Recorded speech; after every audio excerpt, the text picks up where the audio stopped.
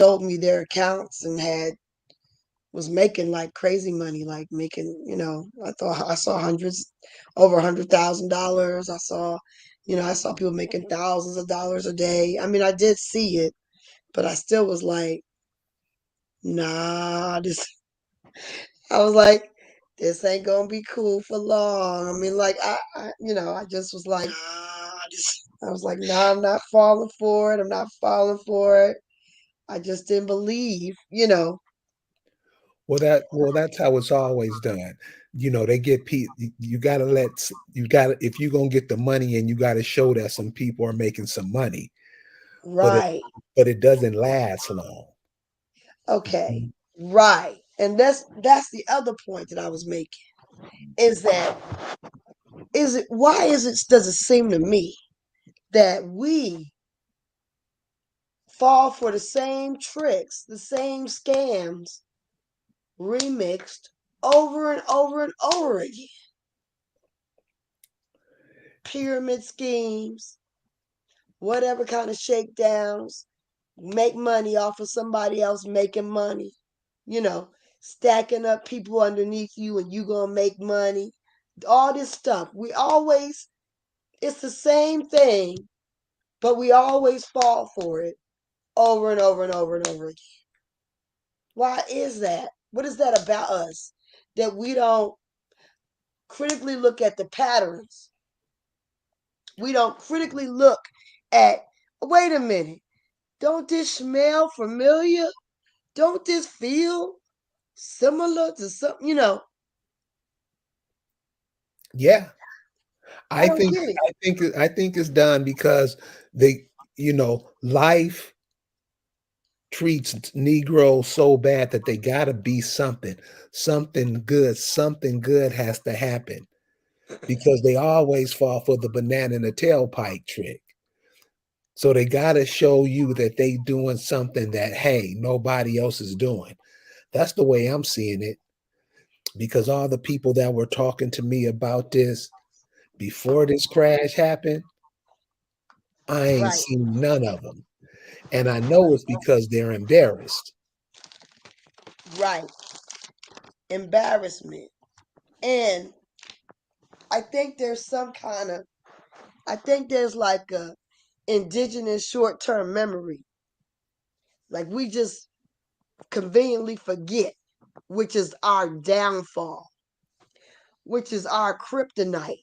The fact that we want to forget and turn over these things that happen to us so quickly in our minds that it's like we don't even have the burn. We don't have the scar. Why don't we why don't the scars resonate with us? Do we not feel the scar? Do we not, you know what I'm saying? Do you I not see, feel the burn? yeah, I see exactly what you're saying. And then a lot of times it's it's the older generations that are making these claims, trying to push that stuff off on the rest of us. So that's But what I don't but get. we are the older generation and Yeah, we are the younger generation because what was young becomes old. So at one point in time, we're gonna be in one spot or the other, right? right. So the older generation, so that's what I'm saying. Since that's the case, exactly what you said, shouldn't the younger generation be up on it now? If this has happened two, three generations of before them, Nah, because it's that mind and memory turnover. Okay, like what were we talking about before? Like I was talking to this gentleman today, and he was saying, I said to him, I said, you know what? I said, do you recall that in Atlanta there were two Negro hospitals, just like not even 20 years ago, like 20 years ago. He was like, yeah. I was like, same with the DC area. There were at least two. I said, why is it now every time you go for health care, you're going to see an African of somewhere, a person from Eastern Asia, Pakistani or somewhere, you're going to see a Asian of some sort or a white person. but it's going to be very few, whether it's nurses or doctors, that you're going to see that is you. Now, why is that? And I said to him, I said, so did you go to school with these Africans and these Pakistanis? Were they in high school with you? He said, no, I didn't go to school with no Africans and no Pakistanis.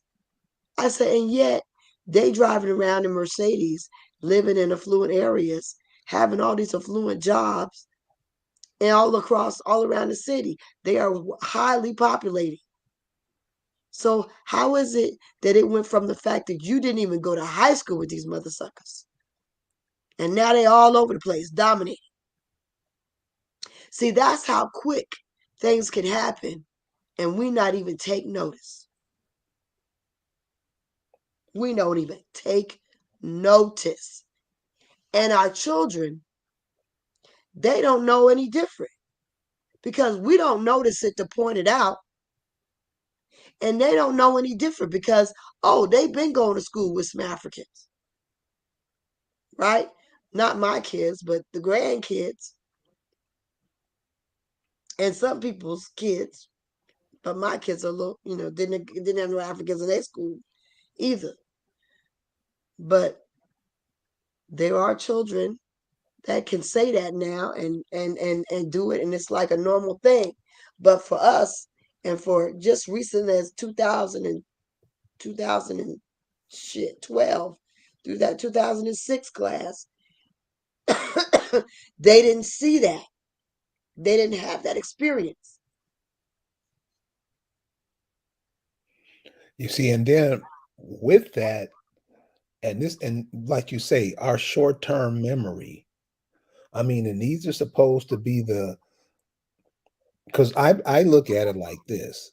We have a generation that are, let's say, the elders now, and all the information they picked up is supposed to be passed down to the generation behind them, so that information can be forwarded to the generation behind them.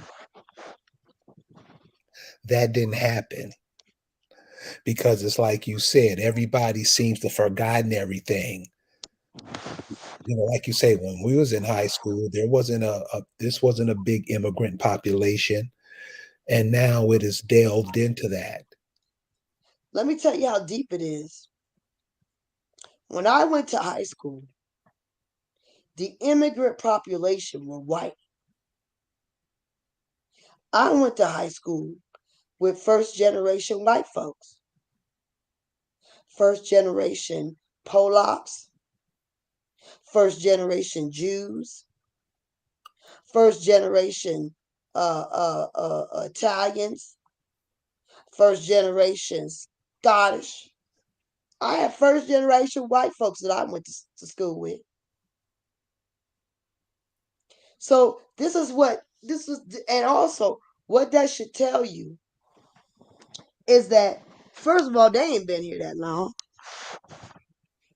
Just the way they, just the way they turned over and brought all these colored people into our damn midst from across the planet is the same way their white folks came in and just usurped the damn country and act like they've been here all the time. It happens that quickly. Yeah, copper color. Yeah, you had one, but he didn't like the indigenous. That's right. You had one. Let me tell you, it happened so quickly, and if we don't notice this, that has been the problem with us as a people. We don't notice the changes. We don't track it. We don't daggone learn from it, and we don't check it while it's happening, and we don't voice opposition to it while it's happening. But you gotta notice it first. Oh, are we supposed to be starting the show? What Yeah, what happened? we've already started. Let me just Oh shoot. welcome to another edition of African Americans Ain't Africans, the Think Show that proves without a shadow of a doubt that the so-called African American didn't find his way to America in the trunk of a ship. What I'm going to do tonight, guys, is what I've been doing the last few nights, and I'm going to invite you all into the conversation. Please, if you have something to add to the conversation, we love to hear it. Let's give everybody a chance. Can you come in and make your comment and let the next person have the mic? So we're ready to go. Tonight we're going to be talking about demystifying the American Indian. And this is going to be a series because it's like one of the questions Lisa just asked. Why do we do these things? Why do we watch these things happen? How come we never say nothing? How come we do stuff like the young lady said, Copper Color Lifestyle said, she went with one student. So by the time she went to with she went with one only one immigrant was going to school with her. What were we doing? And the answer to that is killing each other out because the people who we've killed out back in the at least 80s, I'm just going to go back to the 80s because I don't want to go too far back because a lot of times we get too confused when we go too far back. All the people we wiped out in the 80s with that crack stuff, what do you think immigrants coming over here think of us now? And see, this is what I'm saying. These are things we do and then try to cry later like somebody doing this to us. We look like fools when we do that. Lisa, did you want to show that sister flying? Yeah, let's show that. Check this out, y'all. Check this out.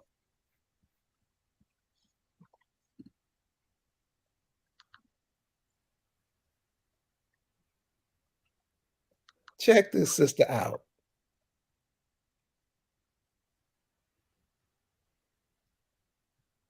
One more again.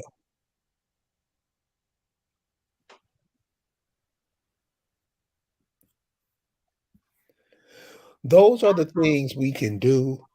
That's what we're capable of, not just physically, but mentally, spiritually, in every way possible. These are the things we can do. But we choose to operate at the base level. And that's what are we going to be doing tonight in demystifying the things that we do and why we do them and why we can't reach those heights.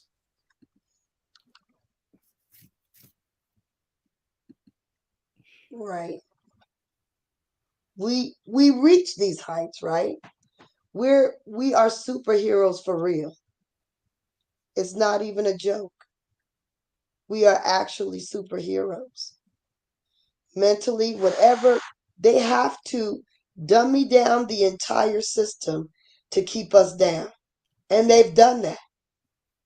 They have made the entire United States educational system as ignorant as hell in order to keep the daggone indigenous people down. Trust and believe. We are that sharp that they have to keep everybody back in order to keep us back. In addition, our creativity. They gotta squelter. They gotta silence our creativity.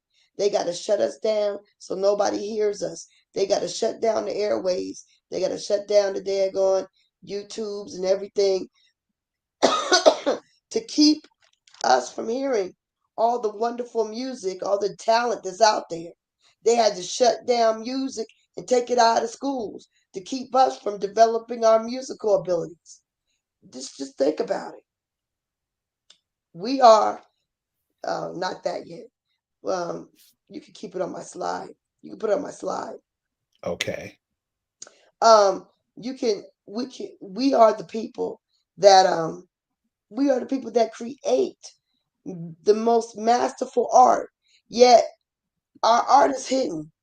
Our poetry is hidden. Our half of our books don't even make it to so that people get to see them.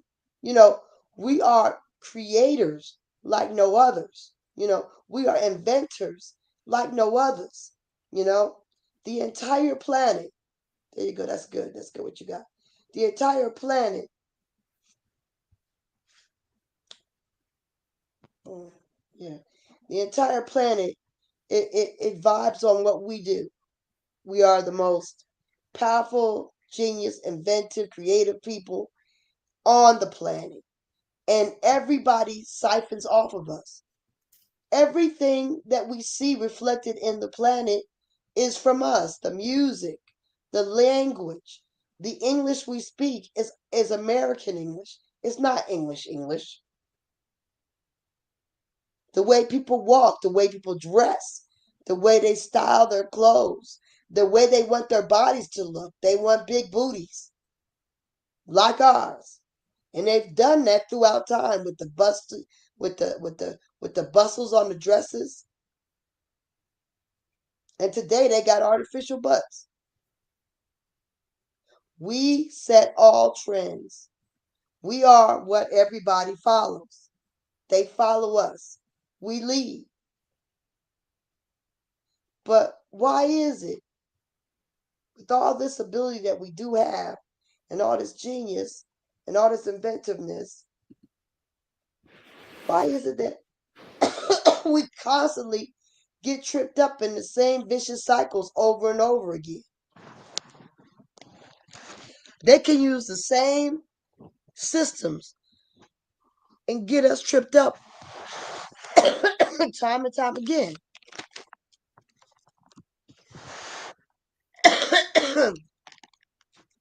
We got a weakness, man.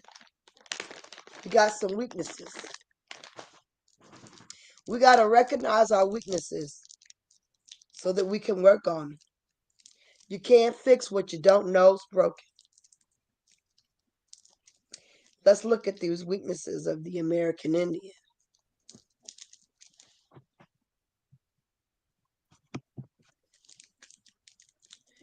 So basically, I don't know why that slide's not showing. I might have a delay or something. Anyway, the weaknesses of American Indians is, first of all, is that we don't remember. We just seem to not remember.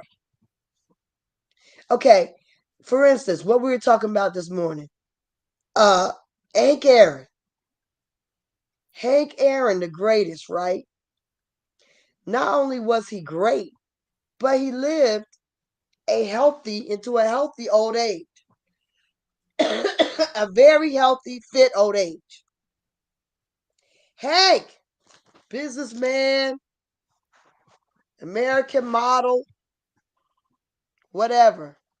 You could call him an agent, coon, I don't know. But whatever you want to say, he was a healthy old man who, I guess his family, or the fact that he was an agent, a coon, they tapped him on the shoulder. And they wouldn't let him rest, even at the age of friggin' 80, some 90 or whatever, how old he was. They made him be a daggone monkey and take the jab in the arm for the public. We saw this in the media. Fast forward, not that fast, not that forward of the shot. He dies. He wakes up dead. Dies instantaneously. Not, oh, called 911, ended up going to the emergency room, blah, blah, blah. No, just dead. And I can tell you there's a lot of people that's having sudden Indian or sudden indigenous death syndrome, okay, post this pandemic. You start thinking about it. Look through your Facebook. Start looking at the people that suddenly just woke up dead, like my brother did. People just wake up dead. Just don't even make it to 911. I mean, in my whole history of living as a 58-year-old, I don't have a recollection of all my dad's friends, mother's friends, family, neighbors, people from church, work, whatever, all the older people that I've known. My dad was born in 1927. That's a lot of older people. People that just woke up dead. How many of them just woke up dead? Didn't have no story behind it. No reason. But in the past year and a half, I've heard of more people of all ages, young, 28, 25, middle age, 45, 50, older, waking up dead, just dead, dead in the bed, dead trying to get out of bed, dead next to the bed, dead in the bathroom, just dead. Didn't seem to have any kind of warning signs that made them want to call a doctor or seek help, I guess.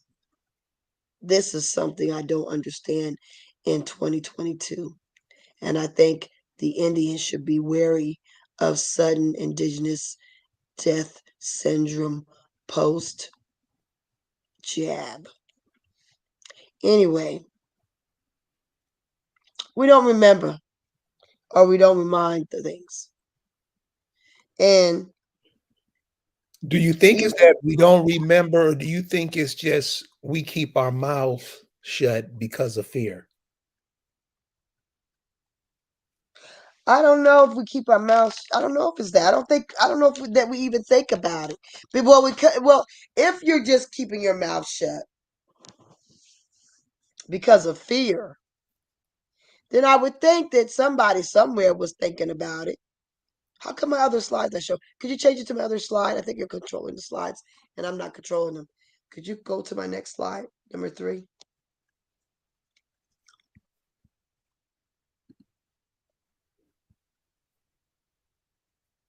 Who's showing us?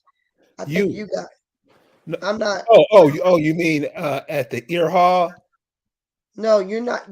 I'm not able to control my slides. My picture's not my picture. So if you let me share mine, then I have it on a different slide. Okay, you can share it. I'm trying to, but it's not showing. Okay, so you want this one? Oh, there you go. There you go. No, that's not a slide. There it is. Yeah, yeah, yeah. Good. Yeah. Nope, that's not it. What happened? Mm, where we at?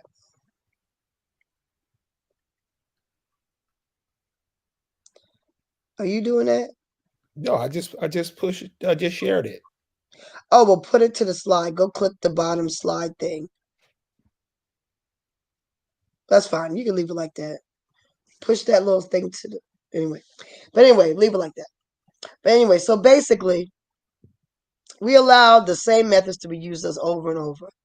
We know about the Tuskegee, but when this whole thing happened, everybody thought anybody who said something about the Tuskegee experiment was an asshole.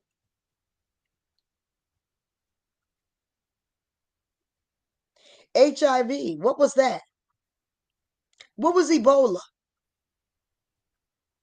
See, they've been using this method of bioterrorism since the blankets and smallpox, Spanish flu, swine flu. All these things are not natural. They're man-made. We got to understand that most of the things that terrorize us are not natural. Man-made terror. It may not be lynches, it may not be burning crosses, but it's still terror and it's man-made. And we have to understand that we cannot fear it. We just have to recognize it what it is and call it out for what it is. It's man-made bioterrorism. And we cannot allow the same methods to be used on us over and over. I'm going to tell y'all right now, they got these drugs that are used for eczema.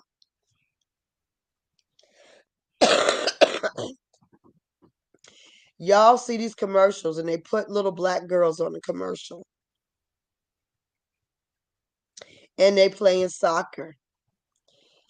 And the little girl's so happy because she's not itching in her uniform. not itching in her uniform. But when you listen, they say may develop parasites. Why is this treatment, so called, gonna make it so you may develop parasites? It's because it knocks out your immunity. Anything can attach itself onto you, including parasites that you usually can fend off naturally. Do not get an inoculation for a rash that can be relieved by you giving yourself a good liver cleanse. Give your child Oregon grapefruit. Give your child red clover leaf.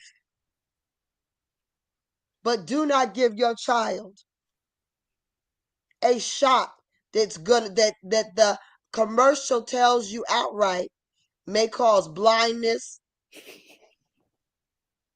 may cause parasites, and all the other things that they make in a whisper and they make a whisper of and put in the fine print. See, that's what I don't understand. It's like they tell you what they're doing to you, and it's like we never raise an eyebrow. I'm You want talking to do about something? Let's sue them. Sue the pharmaceutical companies. They should not be putting commercials out there selling this shit to you like daggone corner, daggone drug dealers. That's fucked up. You can't sell cigarettes,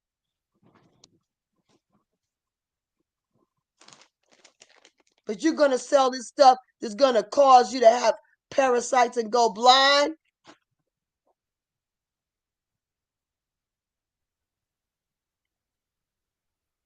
Why? Because when the indigenous people see the little girl looking happy, saying, I don't itch in my uniform, you want to be the mommy that has a kid that's not itching and don't have that ugly rash.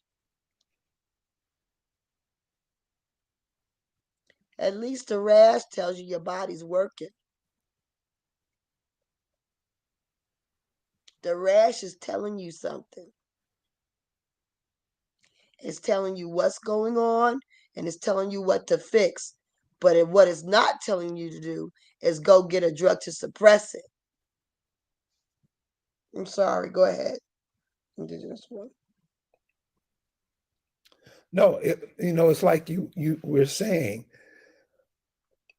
all of this stuff that's going on today was going on in 1970.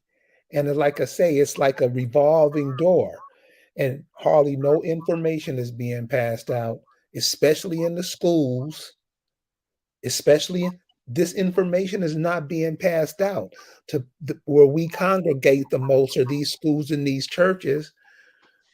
You got some of the non-thinkingest people in those two institutions alone that allow these things to keep happening over and over again.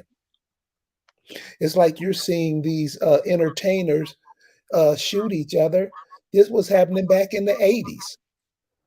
We've learned nothing from that time.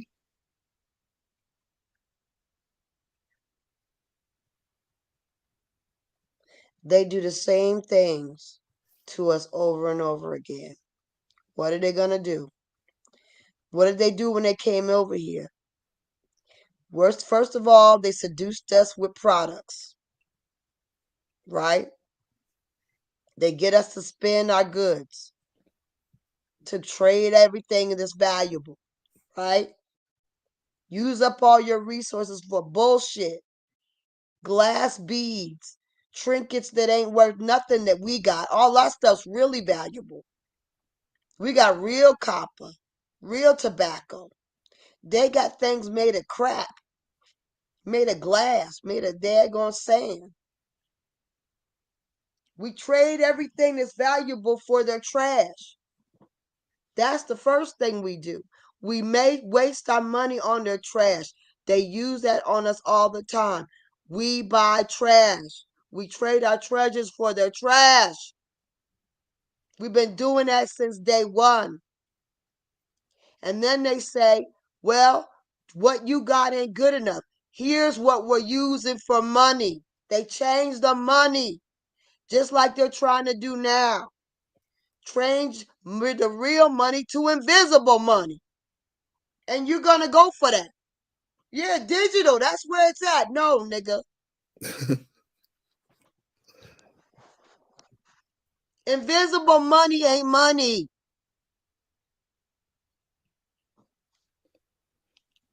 What is the value of invisible? I got more invisible than you. No.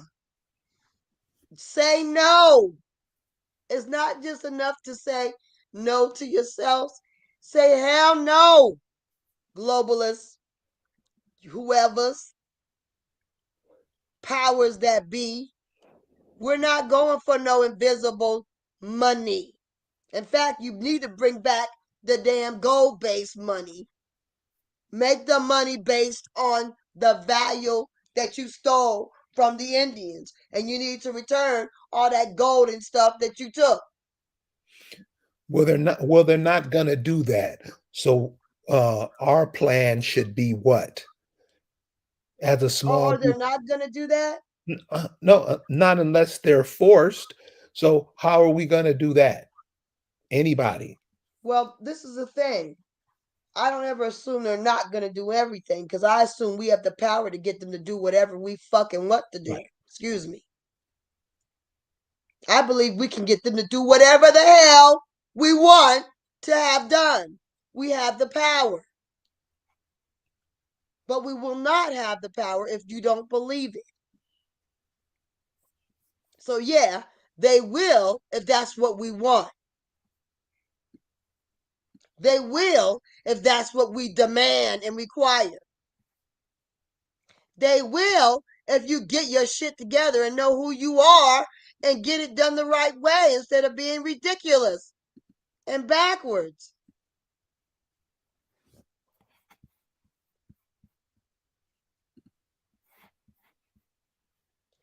You have to understand who that, the reason that, okay, the money has to change. You have to be hit with bioterrorism. You have to be dummied down. Your food has to be polluted. Your water has to be polluted. And they don't care who else they kill while they trying to kill you. Because that's how important we are.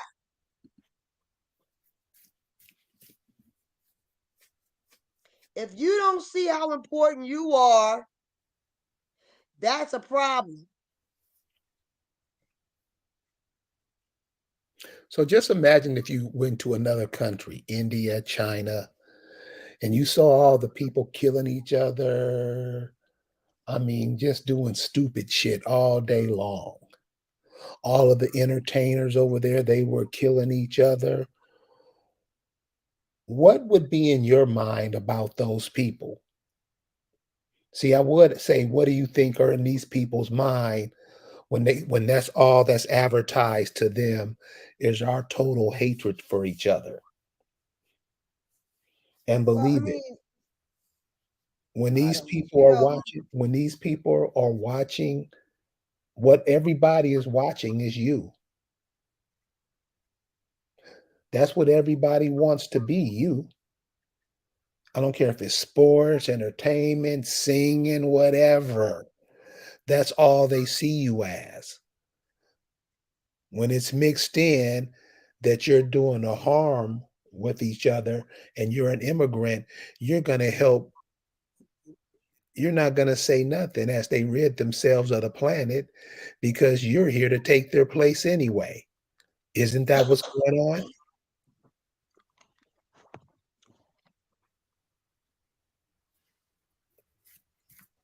Hey, so the entire world watches and they know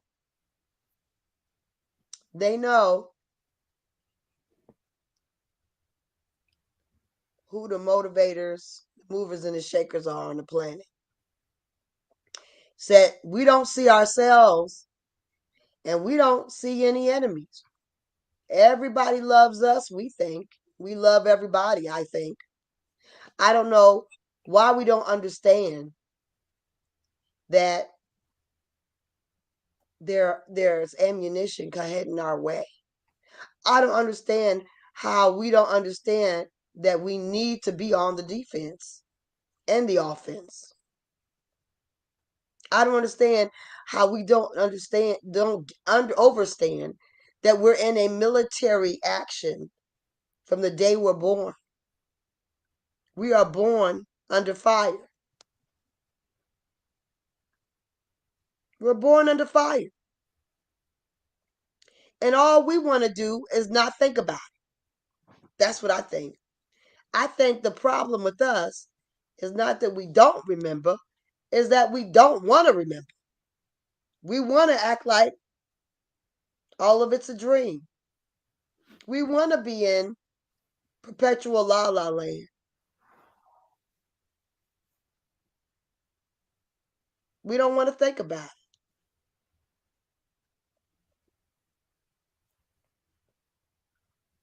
What do We you what want do to you believe. Huh? Go ahead. what do you believe? What do you mean when you say we believe that we believe what others tell us to believe, or we believe what we're told? Whatever we are told to believe, that's what we believe. Say we don't even Whatever. think about it. We don't even think about it. Whatever they tell us, that is what we are. That's what we'll believe. If Fauci tells us that viruses fly through the air like Superman, well, damn it, I ain't breathing that air because it's flying with viruses. If they tell us that it's all safe, well, I'm going to just suck it in because it's all safe. We believe, we believe whatever. If we're told that anything, anything that we're told, we believe. If they, whatever they tell us to believe, we believe it. Even we believe it about ourselves that we're killing each other so much in this area, that area, or this is the rate of teen pregnancies. Then let me tell you something. I was watching, I know y'all look at YouTube because you're on YouTube now, but they have those movies that were done in the 60s by Alberto VO5, Alberto VO5 or Alberto's whatever company, which is the hair company. And they took all commercials off to show these shows that talked about how messed up the Negro was.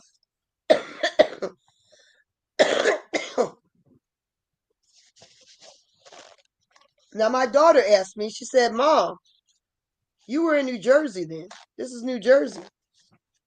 Was it that bad then? I said, no, not my experience. I said, not in my family, not in my experience, not in my recollection. But you see, that's the purpose of these shows, is to project what they wanted us to be. Is to tell us so we believe that is what we are. That we were out there, we had our people were ignorant. They were not they didn't have decent families. They had no family values. That's what they wanted to project in us. But the reality of how we were living, that wasn't it. That wasn't it. But first they tell you what you are, and then you believe it, and then you become it.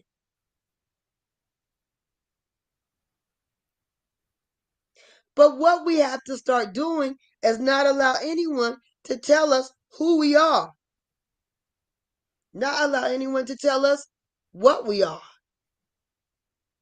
not allow anyone to tell us what is the state of the indigenous person. The gridiron matrix says that melanin costs $350 per gram. You know what? I want to ask this question. With all of those, that place where everybody goes to get what's that? They get extracted. They get paid to get something extracted. I mean, there's places all over the place. What is Are you what talking about the plasma? the plasma? Yeah. Does does plasma and melanin, are they interconnected some kind of way, or is that the way they're getting it, or what? I wouldn't I'm not sure, but I wouldn't think so. Um, Thinking about the components of plasma, but melanin is in the skin and plasma is in the blood. It's a component of blood, so no, I wouldn't think they're directly connected. But you're using that plasma for a lot of drugs that they're manufacturing that are aimed to be used against us. So Yeah, just that's blows me away that we think we need it to get whatever dime we get, whatever money we get.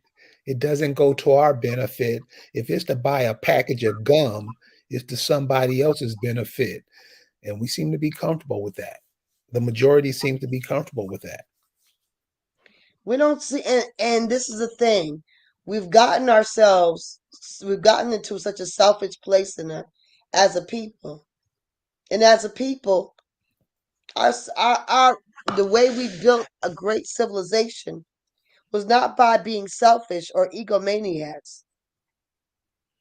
It was by being united and the unity that we built together, and we took care of each other. We took care of each other. We sought after each other. Now we all seek out for self. Well, I got mine. And we allow somebody to tell us to believe that's the way we should be. See, they told us that that's the way we should be. See, we allowed somebody to come into our country, remove our culture and our values, and replace it with theirs.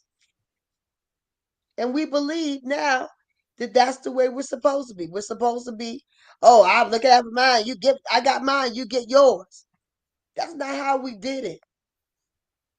As recently as when I was a child, that's not how we did it.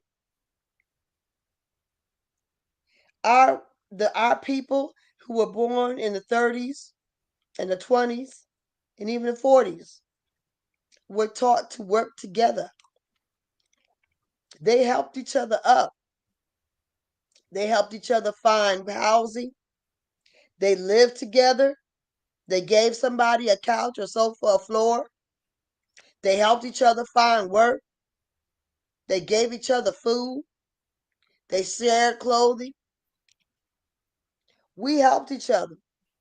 We never looked down on each other.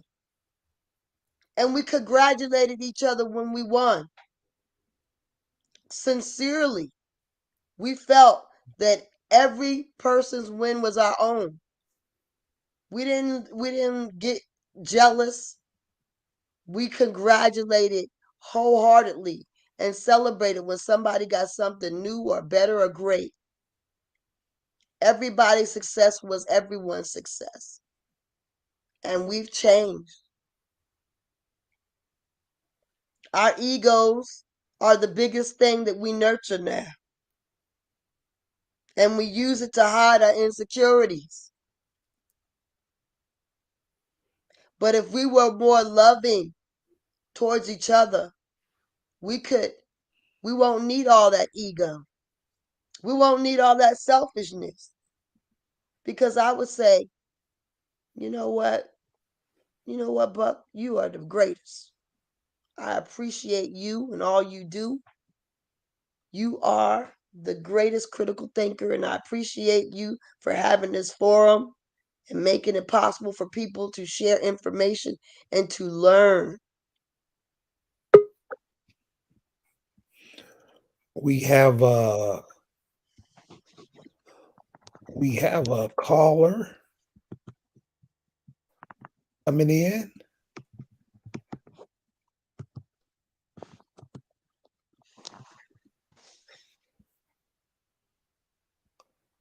Let me see if I'll get it. Hold on, caller. I'm coming.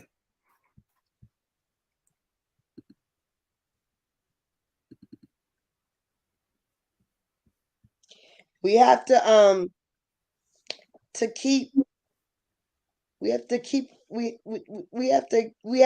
have to respect one another. And our egos keep us from respecting each other. It's like we can't build because we're all so busy trying to tear each other down because we feel like there's not enough to go around. You know that's that whole story they used to tell, that they used to act like there's a whole story where we used to be abundant. We used to feel that love and positivity and good things were abundant. And they are. They are. We have an abundance on this planet of everything. We got somebody in this. James Brown Jr. Hello. What's going on, James Brown? Just listening to the show. I just wanted to say, Hello. Indigenous One. Can you hear me? Yes, sir. Okay, I just wanted to say, I think I knew about you for, I think maybe almost a year now. So I just appreciate uh, seeing, I think the one viral video that you had when you was like talking to like some children or you was talking to a class. So I just appreciate that you just been teaching the truth for a long time. And so like when I hear you, I can sense the frustration. And so it's just I can like, barely hear. can anybody hear me? Yes, loud and Okay. clear.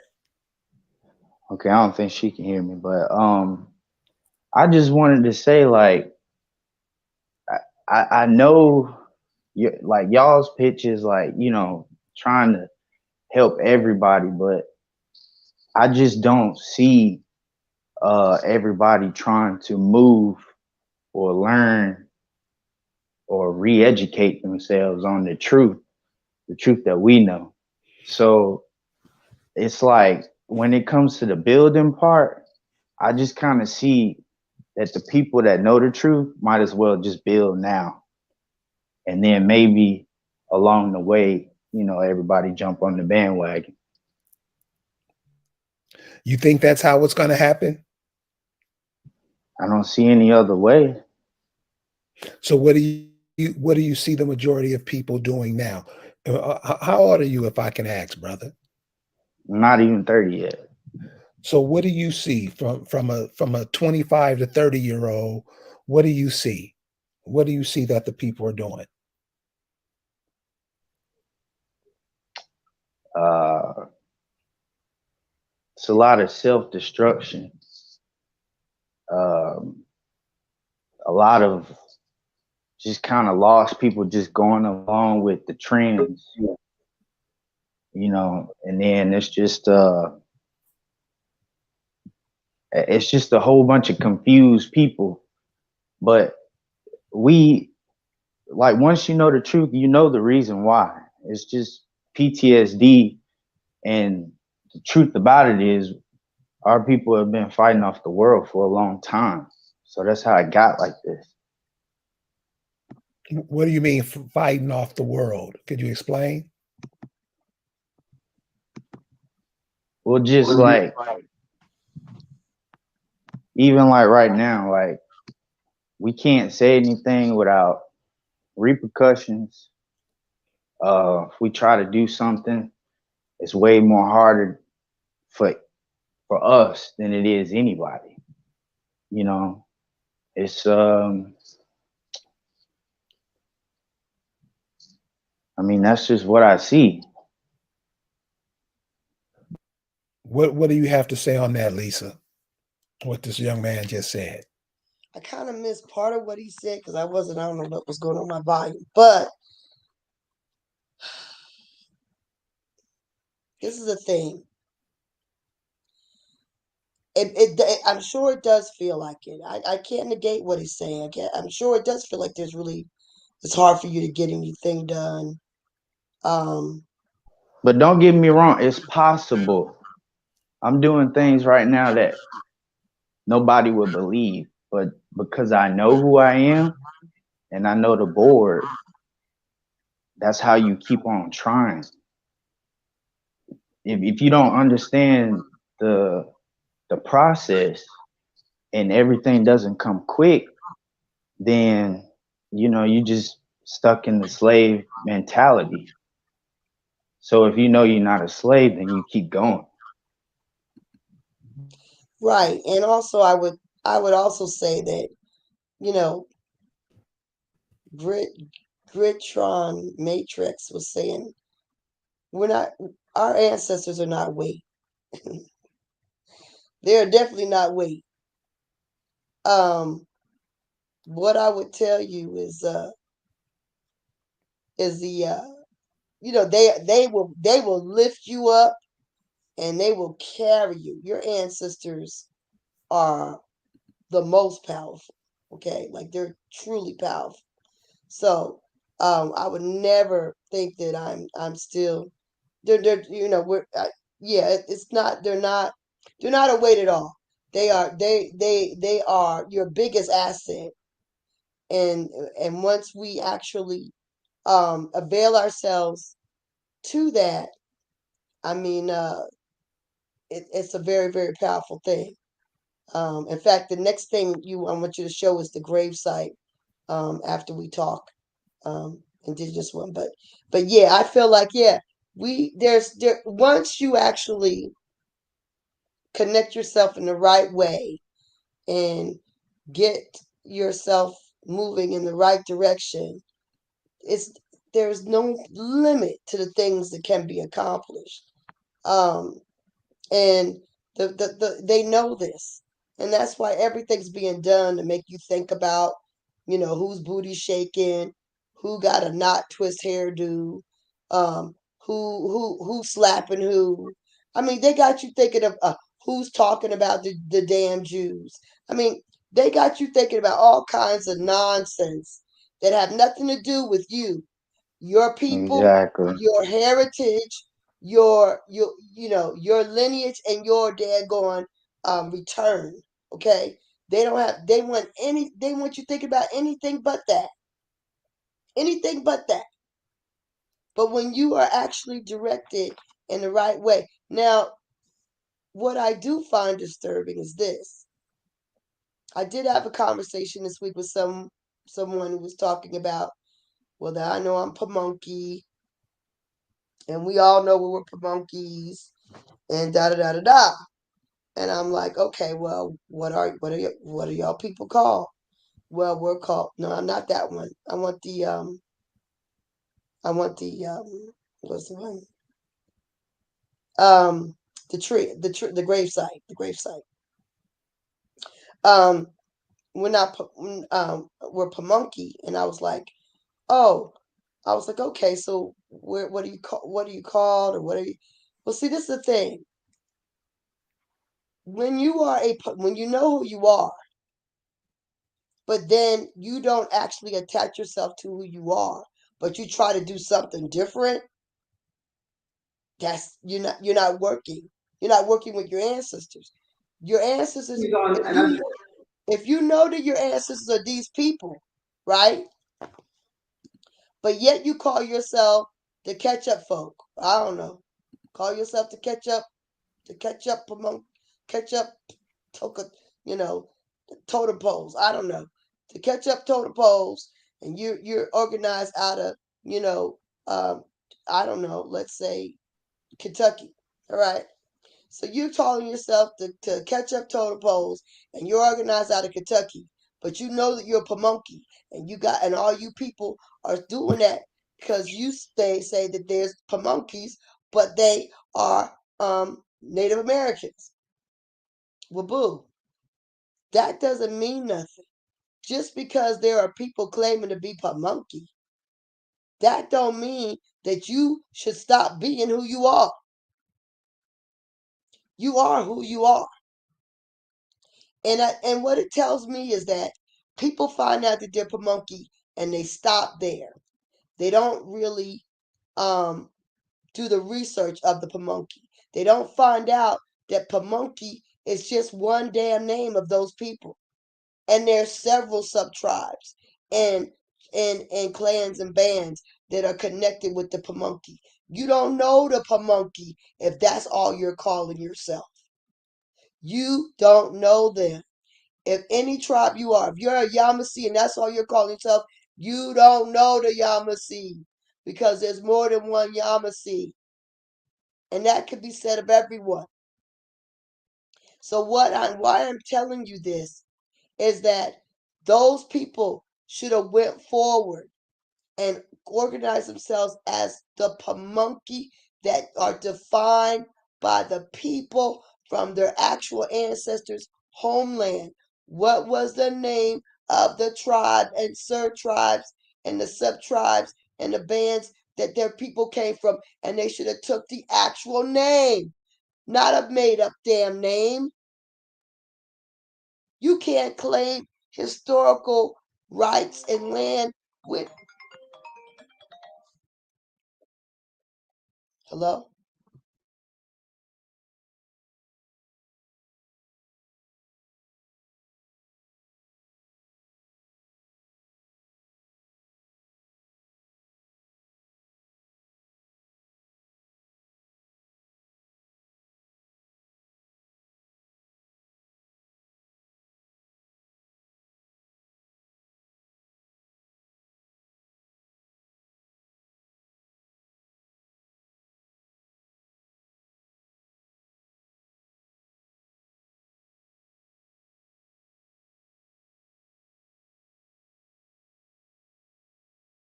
I guess I'm still on. I don't know. Can you guys hear me? Because the indigenous one got thrown off and his internet won't reconnect. Can y'all hear me? Hit me with a 2 in the chat.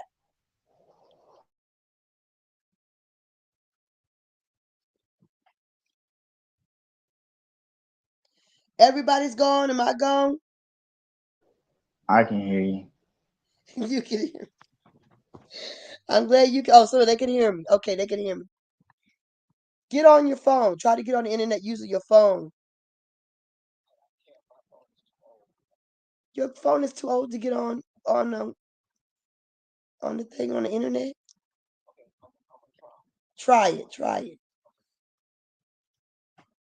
Anyway, the indigenous one got thrown off. He's gonna try to get back on. I don't know what's going on. They trying to work against us, but we're gonna keep it rolling because I guess I was talking about too specific of stuff. But we're gonna keep on talking because reality is that if y'all claim yourselves as a Pamunkey, that are still the Pamunkey, that are the real daggone names connected with that land. And I don't care whether it's Yamasee, I don't care whether it's friggin' Choctaw, whatever it is. Choctaw is too general. There are real people that are real names that are more specific to your families. Get specific and get real with your daggone, with who you are. Connect yourself to the real historic people who got title. Who's got title? Okay. The reality is that let's say you do that. You say, okay, I'm a whatever Pamunkey, right? You organize yourself in a real way with the real people from the real county, the real town where your real ancestors were located.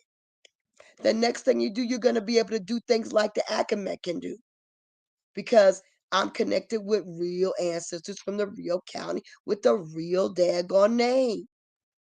Then you'll be able to say that all the daggone historians and all that are going to be like, uh-oh, they're real. Uh-oh, they got real genealogy to prove it. Uh-oh. Then you're going to look for the patents. that are connected with your Indian people and your Indian families. Now, you cannot sue as a tribe. That's too expensive.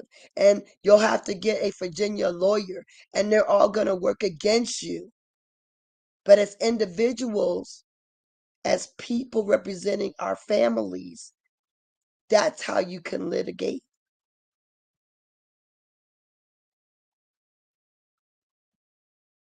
And that's where you have to be of the right heart and have the right character. And you got to be willing to share all your shit. And you got to willing to give all your stuff up to all these strangers that you don't know. Because that's what being an Indian is. If they belong to the people, then everything gets shared to everybody. And that's why my individual is not an individual suit. It's for my people. It's going to be shared because that's what real Indians do. We share. Real Indians share. We may fight alone, but we share. I'm back. Yay! What I miss? I talked to him about the fact that if you're a Pamunkey, the people that are Pamunkeys should be finding their real actual people that are connected to their actual homeland, their town, where their Pamunkey Indians were located. Find the sub tribes, the names of those specific Pamunkeys, because it's just not Pamunkey. If all you're calling yourselves a Pamunkey, you're just ignorant. You haven't done any damn research. And I'm going to tell you like that because it's just the truth. Calling yourself a Pamunkey is dumb. There's more than just Pamunkeys. There are sub tribes, there are bands and clans, and you need to get specific and know who you really are and then organize yourself that way. You got to hit the bullseye. Get it. Because guess what? Them people, them other peoples, them historians in the town, they know who the real names are.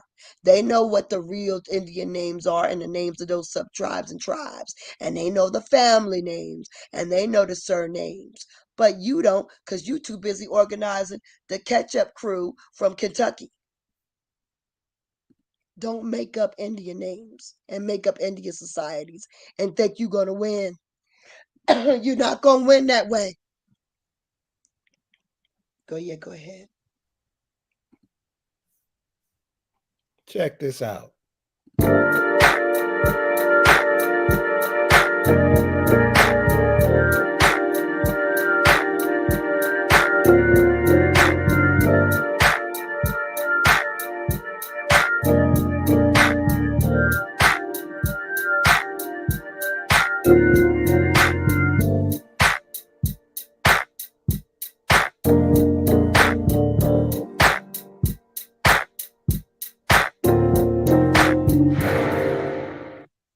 So, Lisa, could you explain to us what that was all about? So that's our indigenous grave site for our one of our chief seat. Indiantown Park is one of the areas that I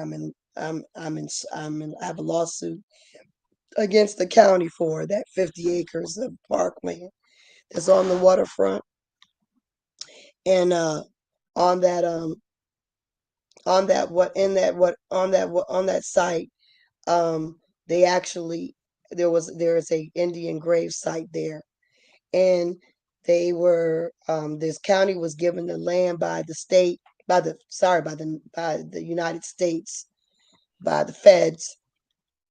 And the feds told them to protect the Indian grave site. Well, these knuckleheads went and built a disc game over top of the grave site. So all around the grave sites are this disc golf game where they run around playing disc golf in the graveyard. And that particular grave that we were fixing up was covered with all kinds of brambles and all kinds of debris and all kinds of it just was covered with, you saw it, it was a mess, right? And we went there and we had been meaning to clean it up. But then I was like, it's time because I go through the different graveyards, or at least one of the graveyards of my families that's really was really in bad shape, and I've been scrubbing the tombstones and stuff like that, and covering up bones because we have exposed bones in one of our church graveyards, which is a whole nother story. But anyway, with that being the case, um, we went to go clean this up, get rid of, and then what was real crazy is his whole gravesite was covered with brambles and thistles, with all these thorns. It was crazy how many thorns were there, right?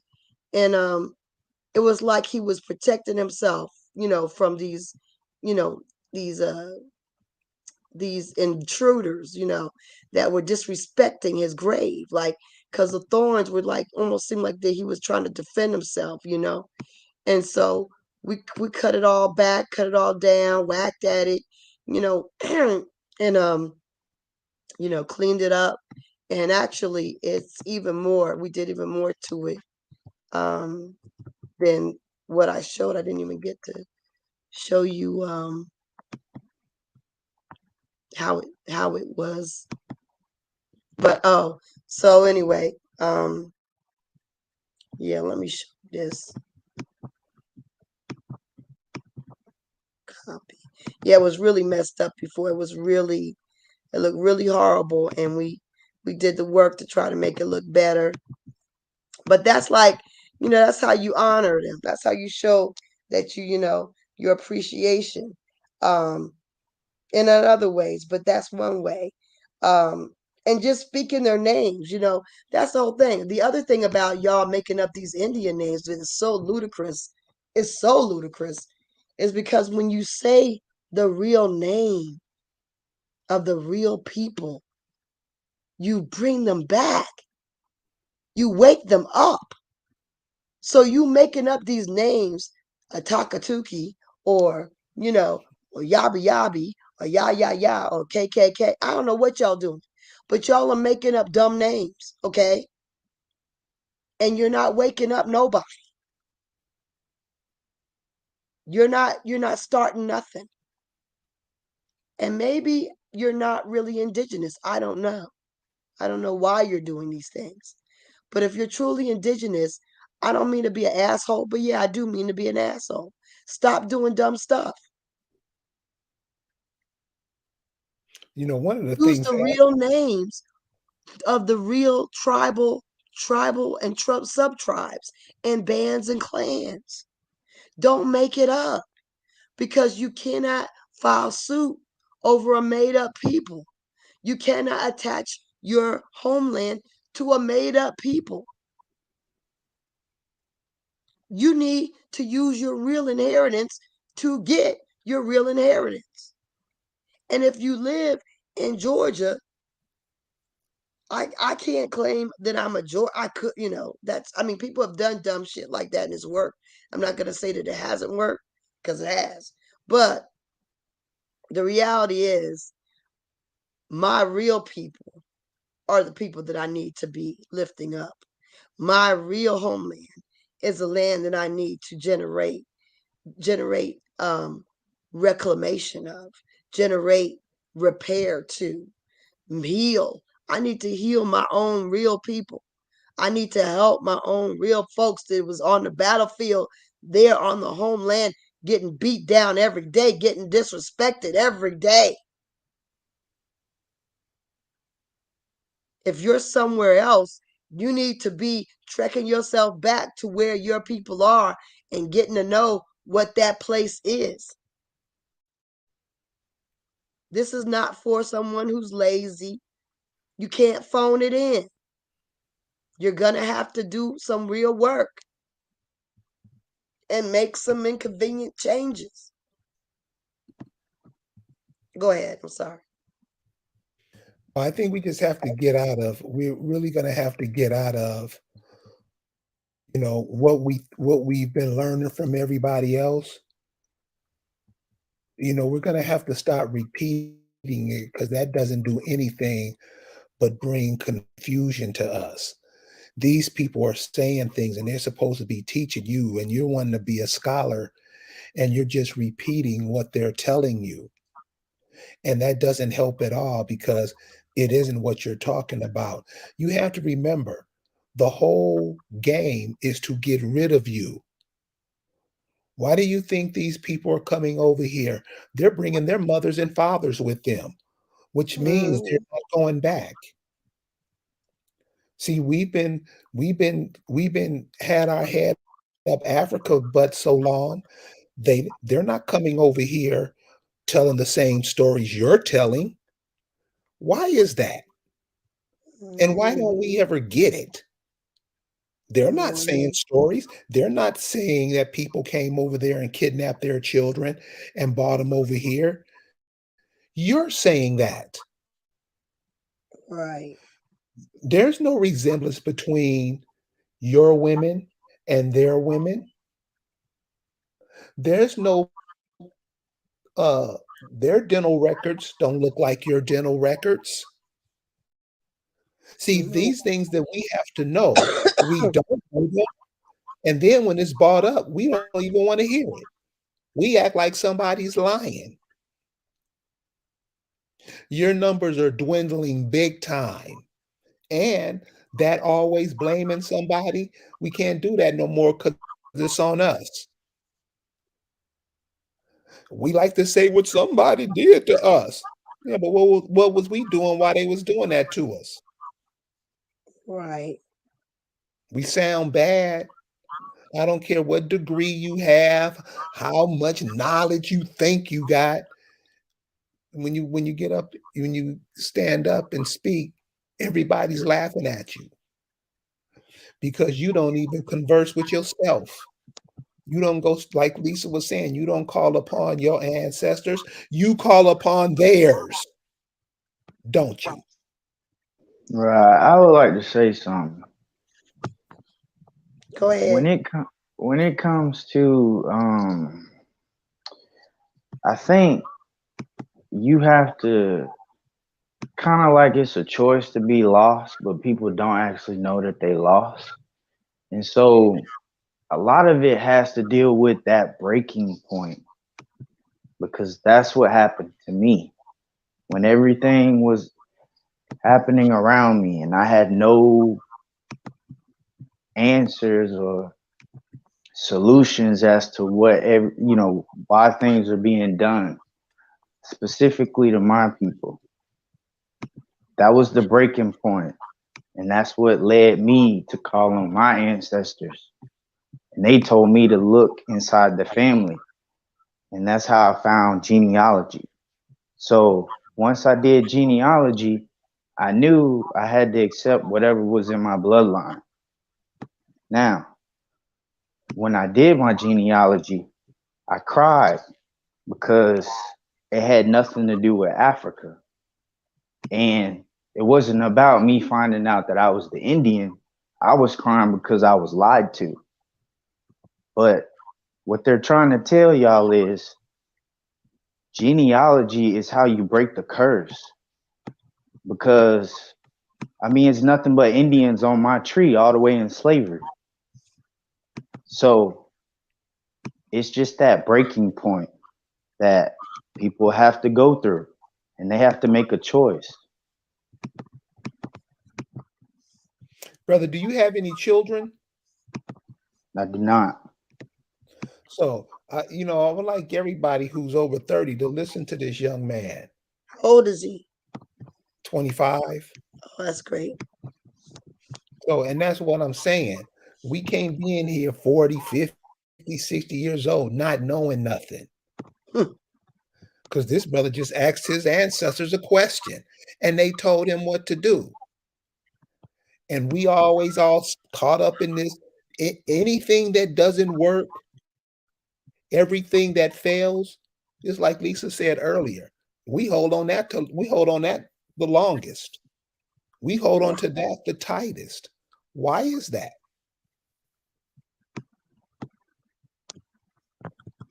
Why is that? So Lisa, what did you want you Yeah, wanted you show me slide number 3. I'm trying to show slide number 3. Is, which one is that? No, it's not a movie. It's a slide. I just put it. I just made Oh, it. okay, okay. You're gonna show it. Yeah, Okay. I'm trying.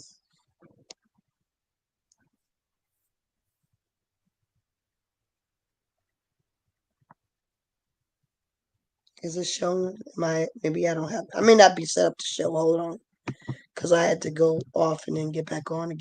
I don't think I'm sharing the screen. Yeah, I'm not presenting.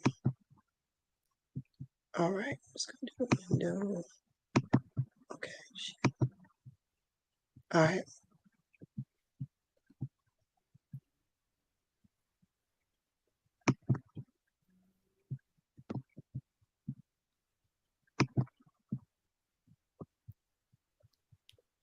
Okay. I'm trying to share it. There it goes. Okay.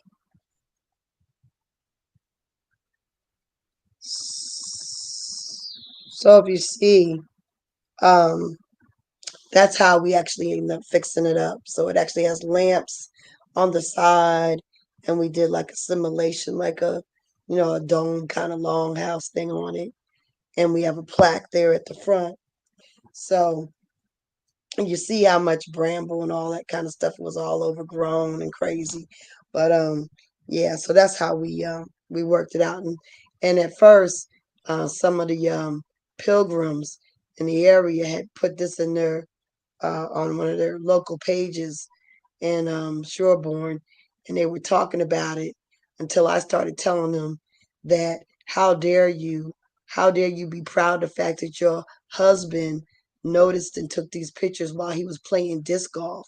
How is it that you feel good about your husband playing disc golf over the graves of people's families? Then they took it down.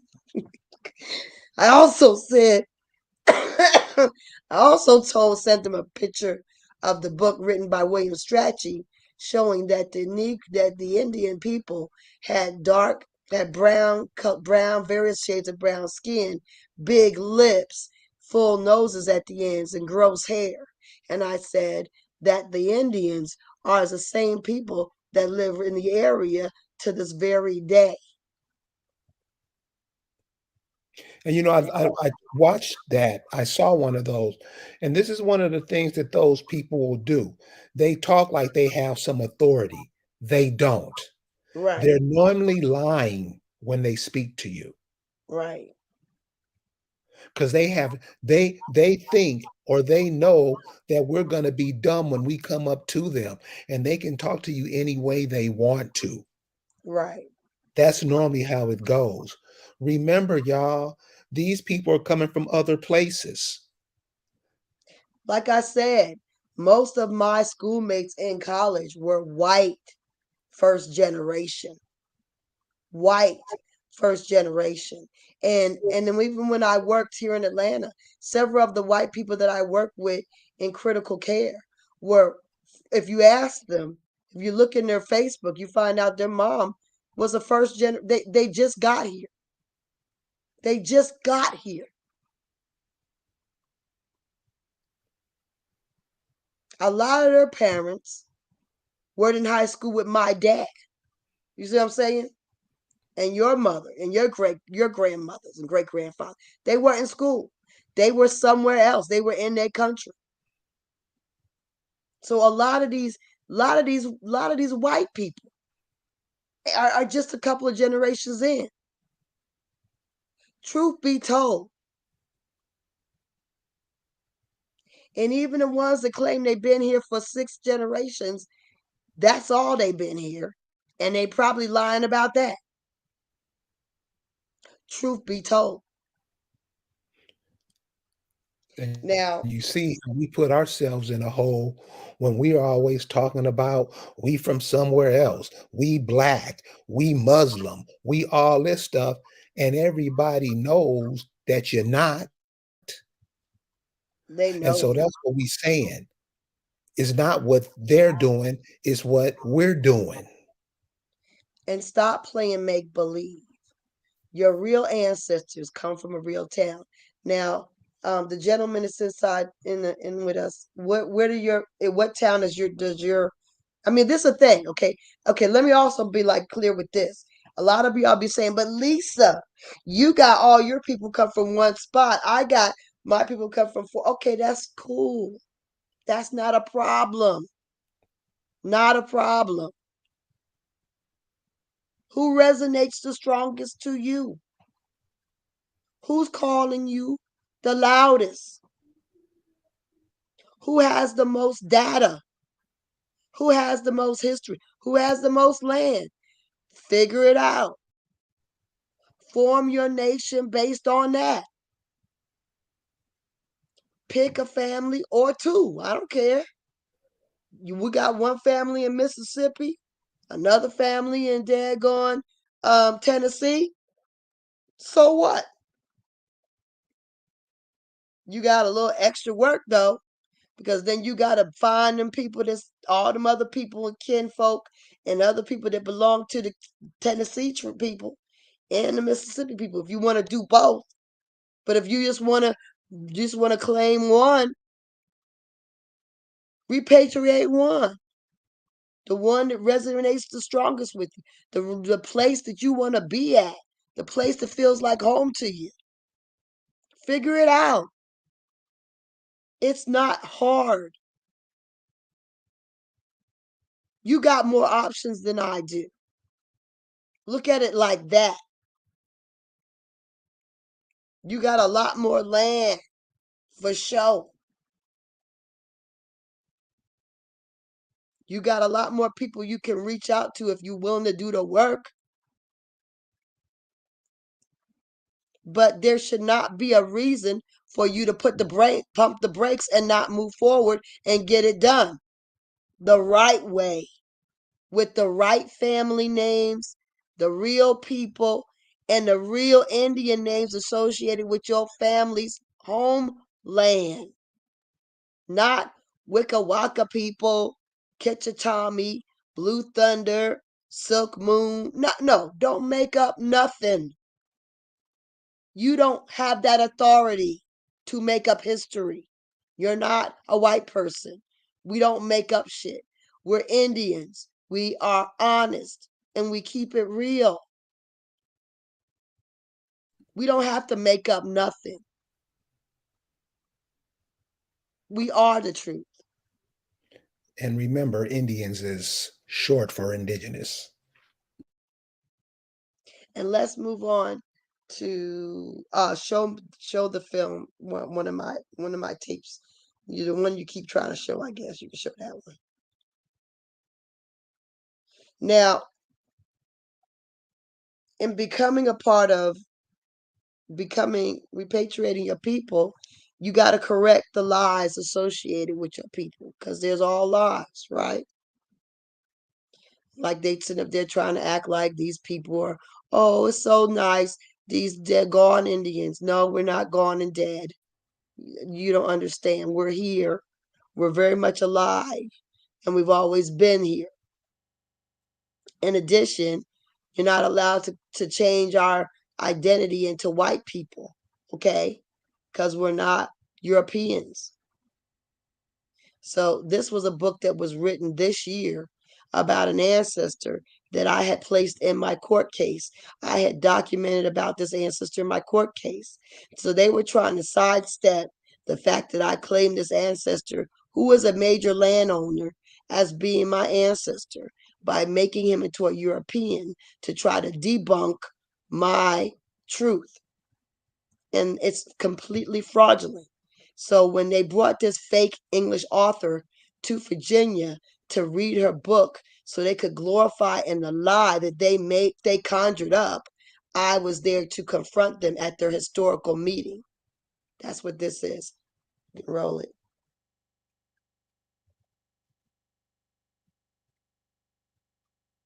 You can hit it.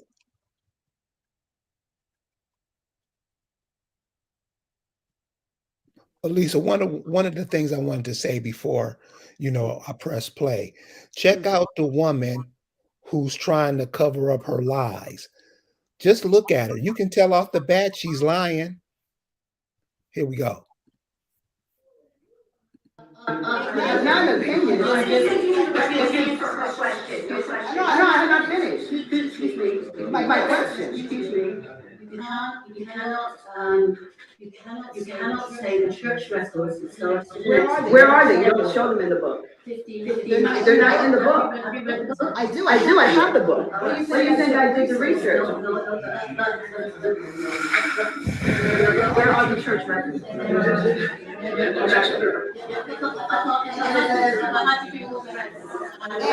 marriage record. There's no marriage record. There's no death record. There's no birth record. There's no record. We're done. Hinges on another truth. So you see how the chick was lying? She didn't have no records. No records. She'll just come tell you anything. You'll be like, we, because you think somebody's giving you something and they screwing you out of your land. She didn't even write the book, y'all. I mean, she had to have that little book that they folded up.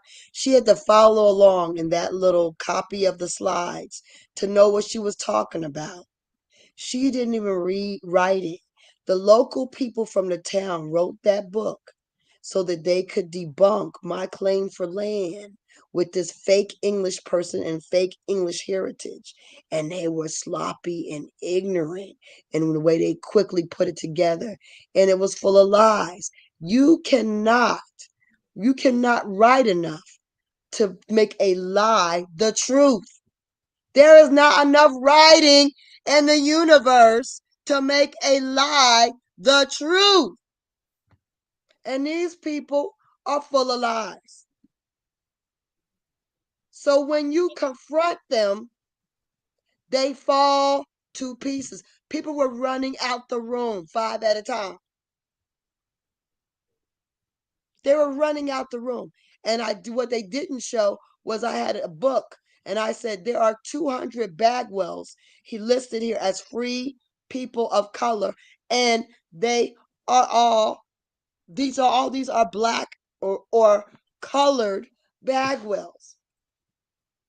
So tell me how they disappeared? Because at the end of her presentation, she said the Bagwells somehow disappeared. See, that's how sad and sorry these people are. They're desperate, sad, and sorry. And they will lie desperately and demonically. And they won't stop at anything. I also went to a bookstore, the bookstore that I go to, and what you all should do is go to local yard sales, bookstores, and not even local ones to where your people are from, even ones that are local to where you live if you don't live where your people are from. Because you can find stuff that are pertinent to your family history anywhere, right? So I go to this local bookstore and I get a lot of books that are written by local people about local genealogy. And when I was in there, this bold European man was trying to make me feel uncomfortable, which is very, very hard to do because I don't feel uncomfortable. So he was saying very loudly to somebody who walked in the bookstore, "Did you see Miss So and so who came, the writer? Oh, she was great. Oh, yeah, and that book, Henry Bagwell's excellent. Oh, and this young lady at the counter was instrumental in the research for that book." And I went up to the counter and I had like a load of books I was buying. And I asked the girl at the counter while I was standing around, I said, "So you help with that research?" I said, "So why was that book written? Why did y'all write? Why was the book written, you think?"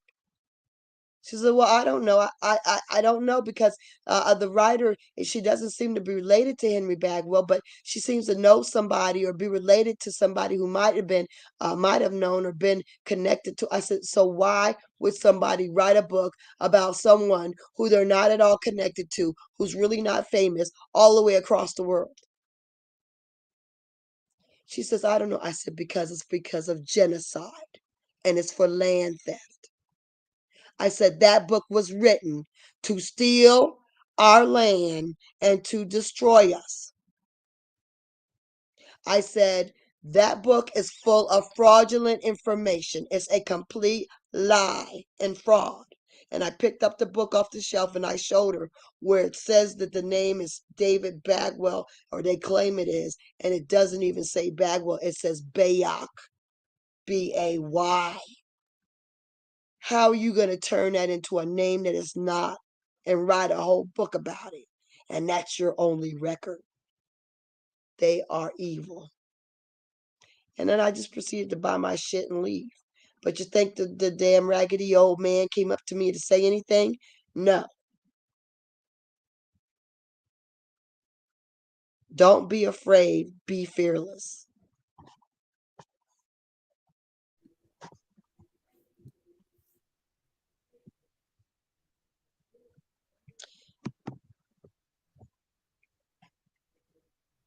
Oh, you can show the other one. What's my other In one? Dallas. No, you can show the one with me, the plantation. Yeah, Air Hall. It says Air Hall. Okay, let me get it. You go ahead and go ahead. Let me pull it up. Okay, so they there are certain things that we would they teach us about African Americans and true African Americans that were shipped here.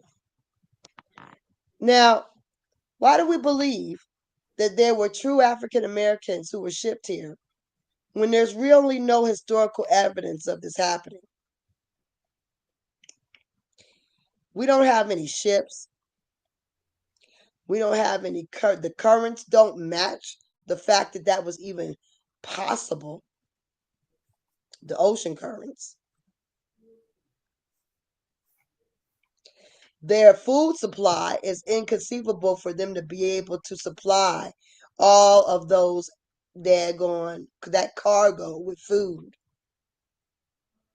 The filth and disease, the daggone the poop, the vomit, the menses,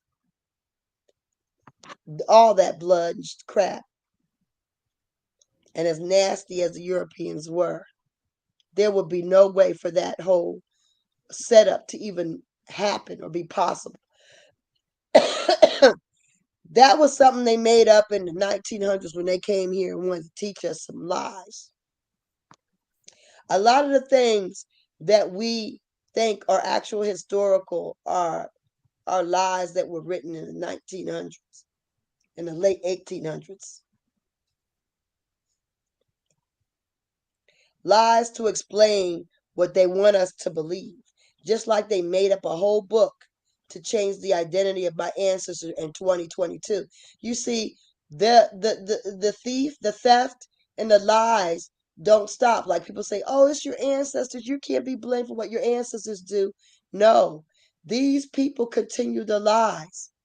They are guilty of what their ancestors did because they are their ancestors. You are your ancestors just like they are their ancestors.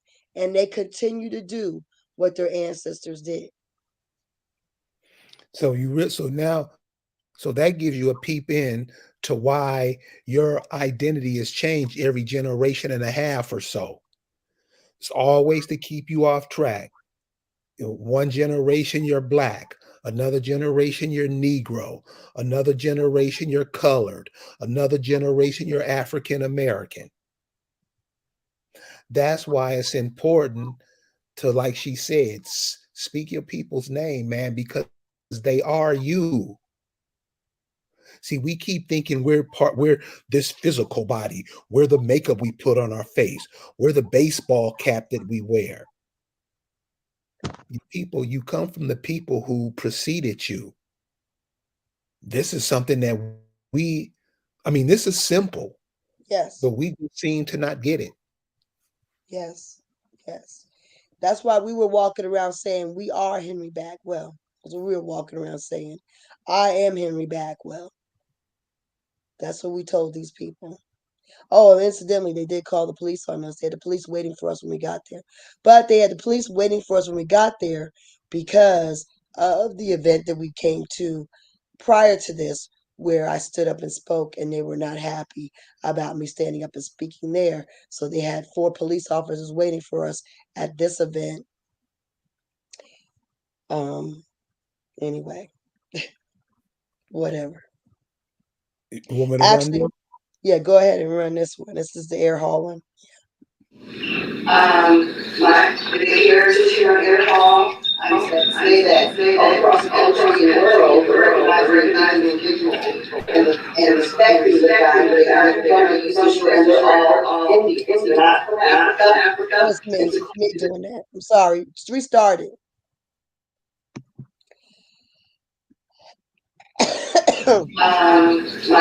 The heritage here in Air Hall, say that all across the country and world, we're recognizing indigenous people and respecting the fact that they are from the Eastern Shore and they're all Indians. They're not from Africa. And to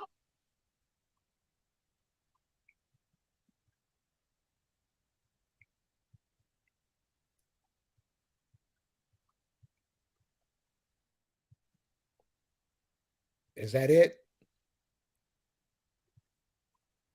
cases I have, and you just keep finding out more things that are fraudulent deeds.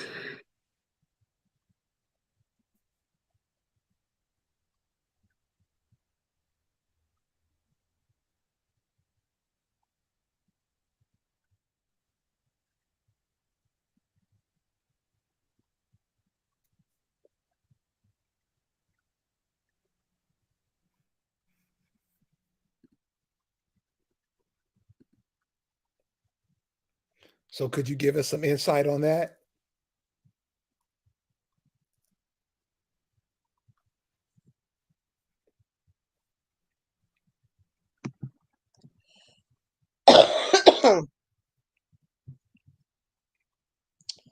so,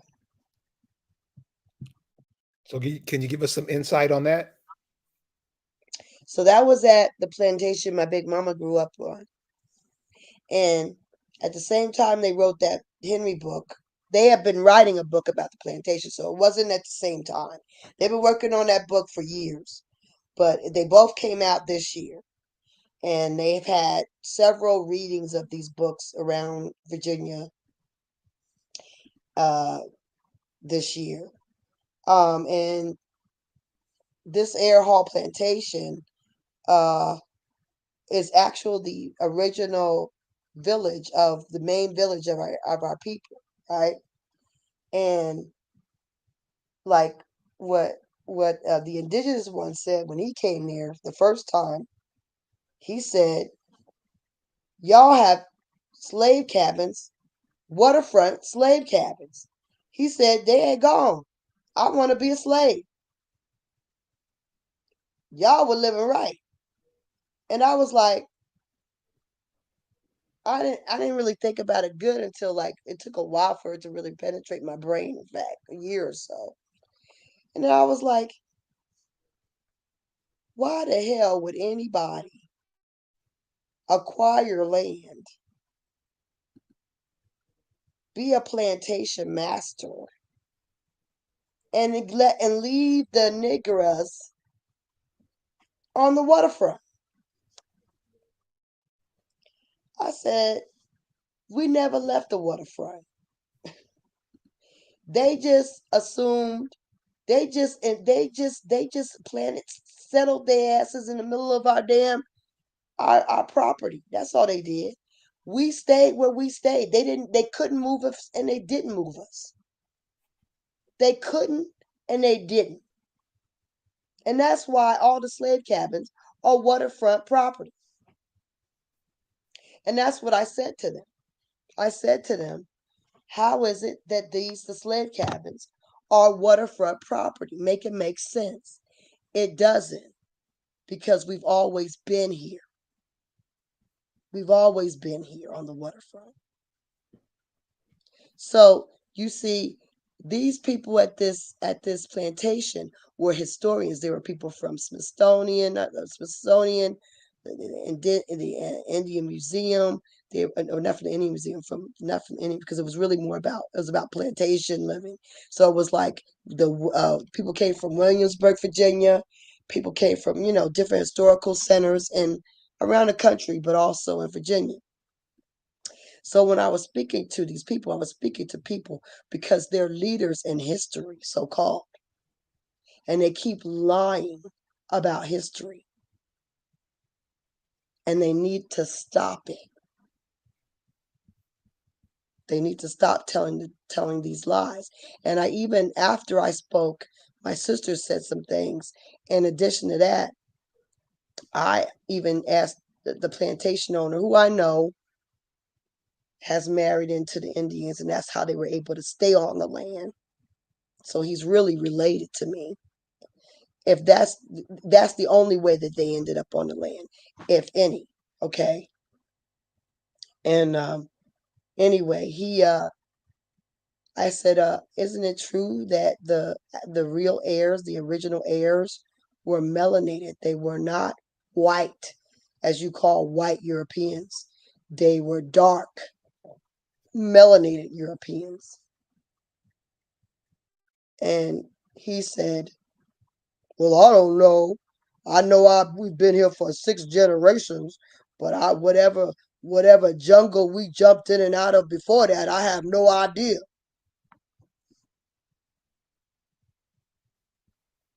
But he never denied it. I thought it was funny, but that's how we're related because of that, him trying to crack a joke. But even though it was off color, but anyway, uh, he he never denied that his people were not white. He didn't get offended and he didn't deny it vehemently. And that's why that you need to be bold and speak up on what you speak on and tell them that, and you have to lay down the rules of play. That's how you proceed. But you can't change anything when you're the wrong people in the wrong place and you don't have the right to speak on the people that you're speaking on. If you're somewhere across the country and you're not repatriating your real people in the real place, you can't speak for them. You can't you can't claim any power. You cannot have any power that way. If you join one of these Native American tribes, you will have no power because they are government Indians assigned by the feds. You belong to the United States of America. You are not sovereign. You are not your own people. You do not predate the United States. You are saying that they recognize you when really you should be recognizing the United States.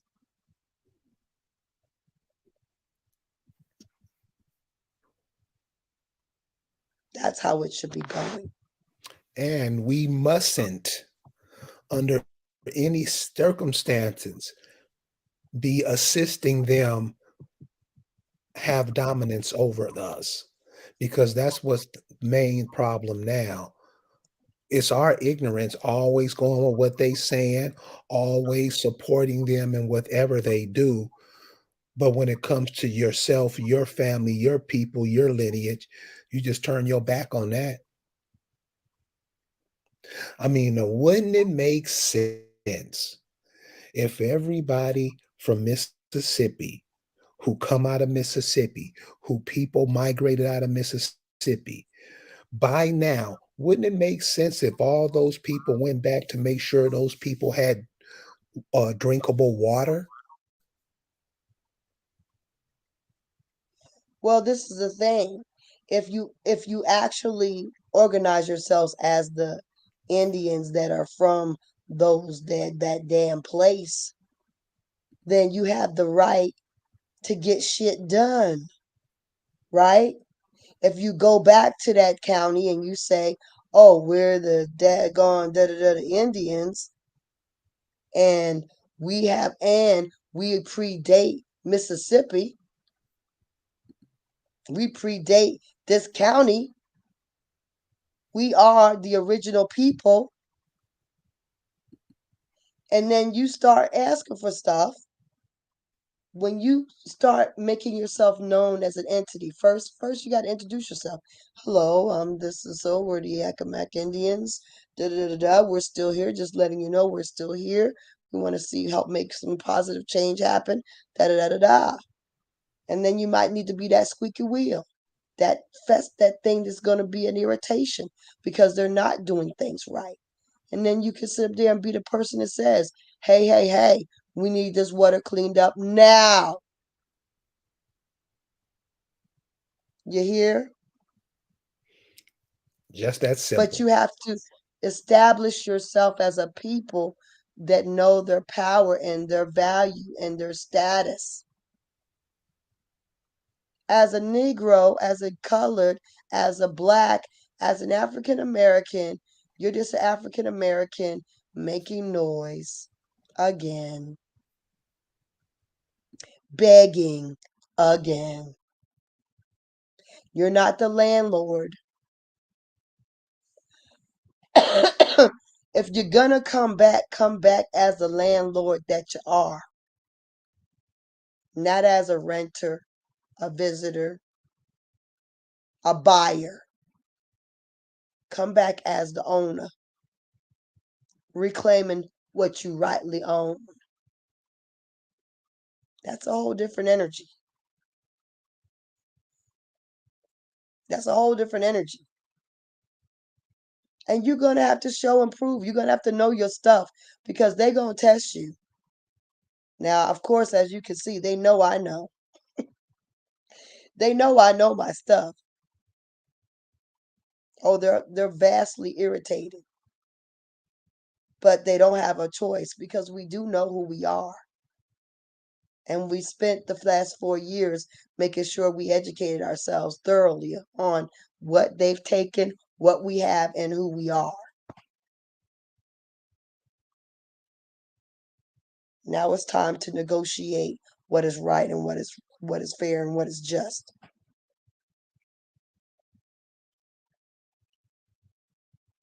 Everybody should be doing this. I don't have to tell you this. I could just let you keep doing your dumb stuff. Let you listen to all these people who aren't doing anything, who you are also not questioning or not critiquing or not asking what they're really doing or asking why they are calling themselves some kind of generic name. Are they having, what are they doing with that? What's the benefit of it? What are they getting out of it? You're not asking any of the good questions because we don't ask questions, do we? We don't critique or ask questions.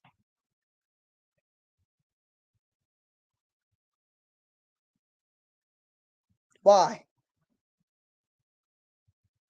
If we're gonna be this blase about everything, please don't let this next generation be blase about everything. What is the benefit? How do we get to the benefit? How do we do it? How do we make things happen? What steps do we need to take? You need to know those answers or ask those questions. And then you need to look in the mirror and figure out, well, am I willing to do it? And if I'm not, why aren't I?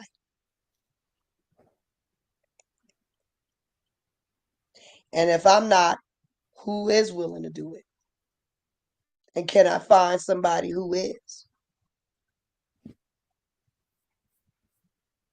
I think that's all for now. I think that's all for now. I'll save the rest for next time. Demystifying the American Indian, y'all. That's you guys. That's your mama. That's your grandfather. That's your uncle. That's your aunt. They lived through you because without him, you wouldn't even be around. Start looking at yourself for who you are and not what other people tell you you are. You'll always be lost because they're trying to take your spot. So we're gonna get at you with the next episode of Demystifying the American Indian. We're gonna finish up this series. We're gonna go ahead and do a series on this. So we're gonna catch Yeah, you guys. part two will continue. And we'll talk about, more details of, how we've been fooled, how we continuously are fooled, and also some details on how to make those steps of, exploring yourself and becoming the people, repatriating the people that you are, and researching your genealogy and finding out, the family homeland, more about your family homeland and your heritage. Well, cool, Lisa. Thank you for bringing us another eye opener tonight. Is highly appreciated. Thank you for having me on. And I want to thank everybody in the chat for joining with us tonight. Listen, speak to your family members, grandmothers. Grandmothers hold keys to information because they've probably suffered a little in their life, watched their kids suffer, and they're the last one to see their grandkids suffer. Speak to the grandparents.